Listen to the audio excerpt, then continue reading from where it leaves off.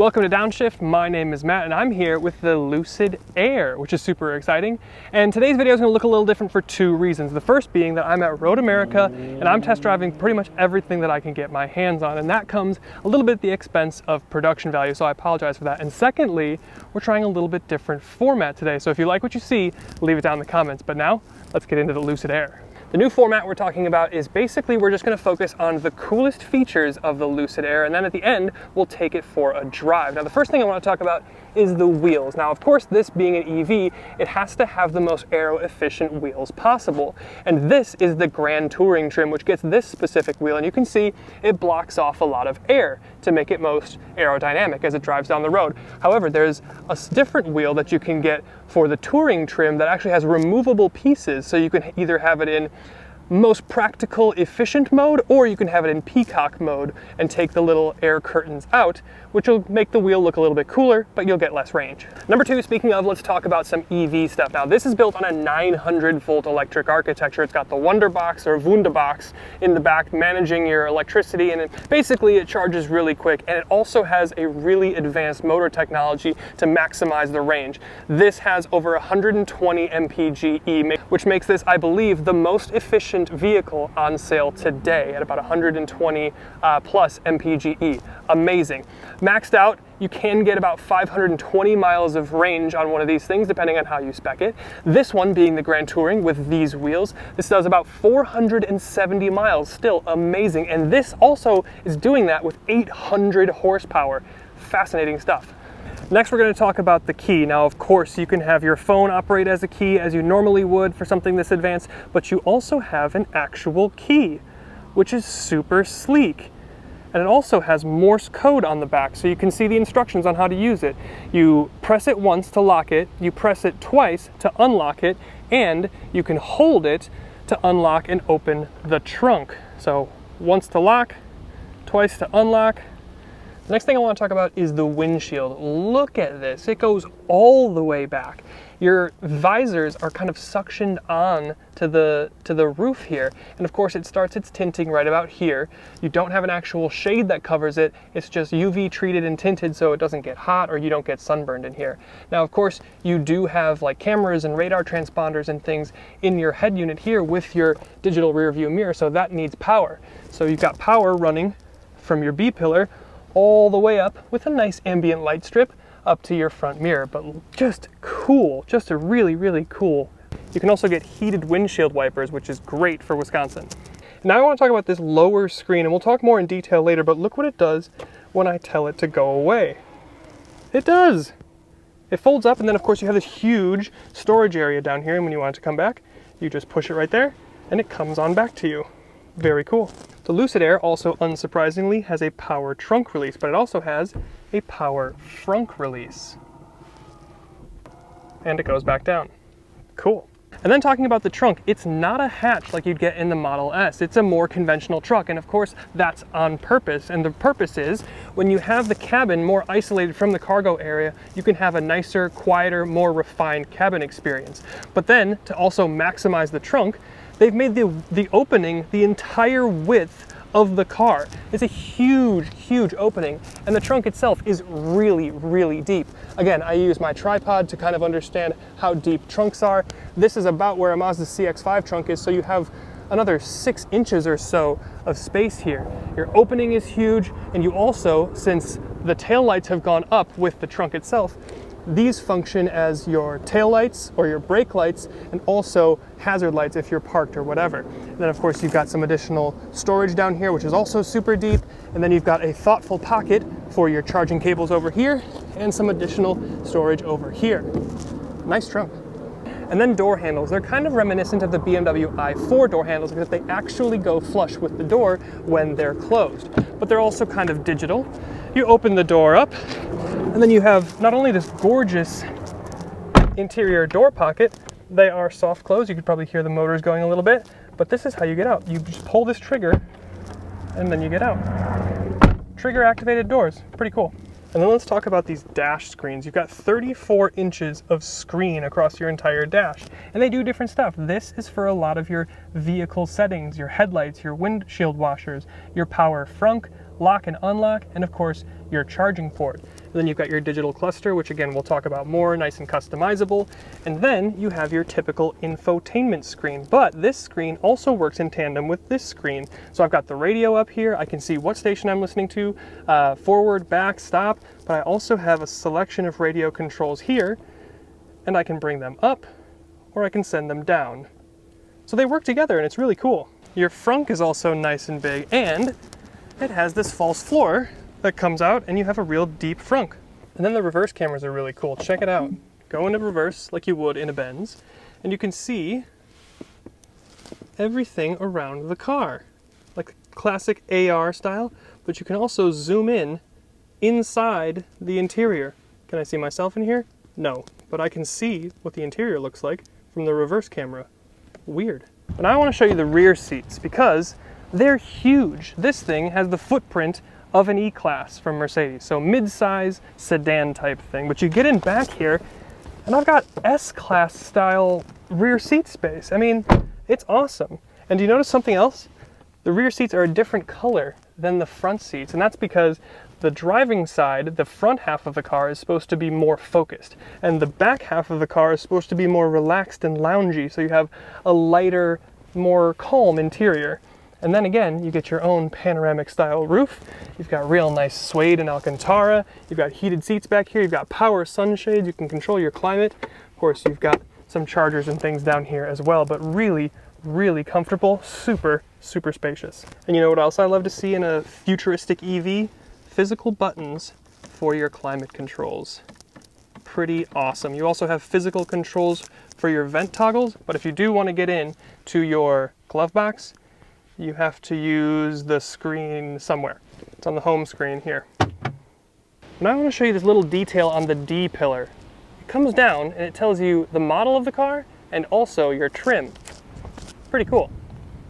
And I want to talk lighting real quick, starting with the taillights. And I'm sorry that it's flashing. It's not actually doing that. It's just the way the camera's picking it up. But you have these individual like LED strips or strands that go all the way across, and they have a kind of a 3D graduating effect like you would see in the Lexus LC, one of my personal favorites. And then we come to the front here, and you have individual projectors for your LED headlights, but you also have LED running lights up here. It does a little dance when you lock and unlock. The Lucid logo itself lights up, but the headlights are also functional aerodynamics. I'm not doing this well, hold on. The headlights are also functional aero, so air goes in here and then comes out here. Pretty wild. Also, this little thing is your volume control, and it's like weirdly satisfying to use. But then let's go back to your lower screen here. Now I showed you how to get it out of the way and pull it back, but it has a bunch of useful information. For one, your drive modes. This cuts power, it's more smooth, this is a little bit faster, and then sprint will firm the car totally up, and we'll talk about that more behind the wheel. But you can also control your steering wheel, your windows and those sort of things, trunk, frunk, all that sort of stuff. But you also can go to individual screens to see things clearer. You can adjust your seats with your massage, your heating and cooling. Massage, like I mentioned, both driver and passenger, unlike the Genesis.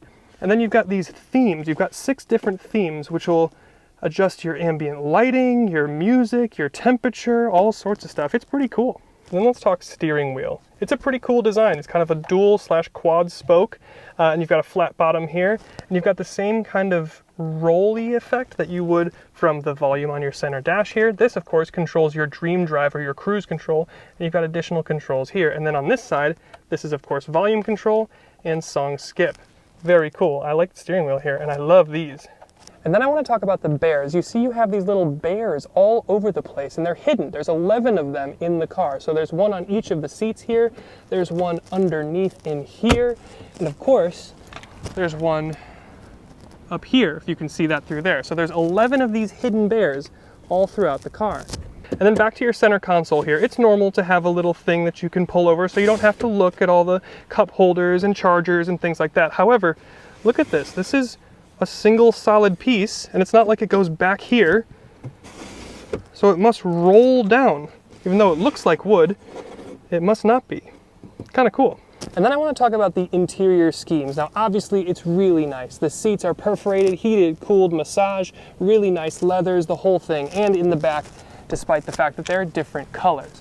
But you come back up to the front and you can see that they've done something interesting with the kick plate. It says Tahoe, California, and then it's got coordinates. So these are the coordinates of Tahoe in California, and the interior is based off of what Tahoe looks like at night. These are similar color palettes, or kind of a color mood board, and they're different places in California for different interior specs with different combos, and I think it just looks awesome. So that's it. Those are the 20 coolest things about the new Lucid Air. Now we're gonna grab the little key and take it for a drive. Okay, we're in sprint, left foot on the brake, right foot on the accelerator. Release. Oh, it's fast. Oh my God. It's doing that thing where it's like hard to breathe. Oh, that's so much thrust. 800 horsepower in this thing. And the crazy thing is they even go up from here. So you can have the Sapphire with the triple motor. This is the dual. You can get a triple motor Sapphire Air that's, I don't know, 1,111 horsepower or something insane like that. I mean, driving 800 horsepower here, I can't imagine needing another 300 horsepower. The thing that I like though, when you're not just launching, is it really kind of builds power in a more conventional way, like a normal car. Like it's not the, it's calibrated in terms of the power deployment a lot better than, you know, something like a Tesla that just like slams you in the back. You know, you can roll on power a little bit easier. Now you do have these different drive modes, like I said here. So you've got Sprint, which gives you access to all of the horsepower, all of the torque, but then you can go down into Swift. And this is a bit more balanced for like day-to-day driving. And you don't have access to the full power, but you have access to absolutely plenty of it. And the interesting thing here is if you hold this, you can adjust how much you want your brake regen on, standard or high. And the reason that I bring that up is because if you go down to smooth, you have access to like 2/3 of the power. And then if I take my foot off, the regen, even in standard here, like I have it, is a lot more aggressive than I personally would want. So I kind of almost have to drive in Swift, because when I let my foot off the gas, the regen is a lot more, it's still a little bit more aggressive than like a natural engine braking in an internal combustion car. You don't have the like dial on paddles like you would in like a Hyundai Kia, but it is a lot smoother and nicer than a Tesla. And I like the way that it deploys power here better than a Tesla. Now, another thing that I'll say is the chassis composition and the ride and the damping here, I think are also a bit nicer than the Tesla. The Model S has a tendency to be a little bit floaty and then to thud over, you know, small to medium road imperfections, and especially bigger ones too. This, I think, has a much more sophisticated suspension setup. The damping and the tuning on the dampers is a lot more refined, I think. And then just the chassis as a whole. I mean, we come into this S here, you know, I'm going a lot faster than I probably should show, but I could take this way faster and not have a single problem. I mean, the balance here is really, really good. It's a great chassis. Love the way the power comes on. It's so quiet in here. There's really not, I do kind of wish there was a little bit more drama from like an engine sound or synthesized sound perspective, but this is a very nice, familiar car-like driving experience that just happens to be incredibly quick and incredibly smooth. So we're gonna whip it around here.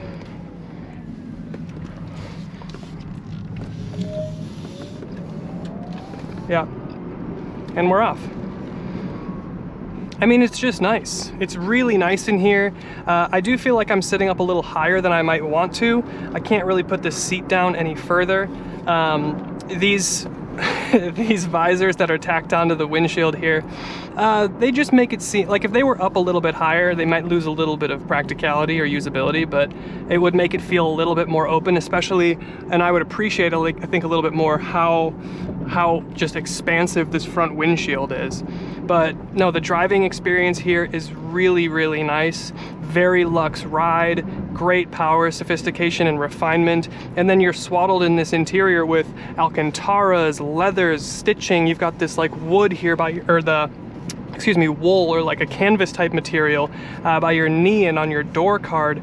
You know, you're surrounded by all these really, really nice stuff, and aesthetically I love the way that it looks. I love having, you know, kind of the three-piece dash screen and then having this screen down here that I can shun away if I want. And I think the last thing that I'll talk about, and it's an important one, like I said, huge amount of power, but this is also doing 800 horsepower while still getting 470 miles of range in this exact car. Like, that's just amazing. You know, you can't buy anything from Tesla with over 400 miles of range. You can't really buy anything else. I said this thing is over 120 mpge, which is just fabulously impressive. And I believe this is true as of the recording of this video, you get 3 years of free charging from Electrify America when you buy one of these things. So it charges fast, it's wildly efficient from the engine and the battery perspective, and it's a true luxury car experience, so much more above Tesla. And I think that's probably a good place to leave it. Well done, Lucid. Big fan of the Air.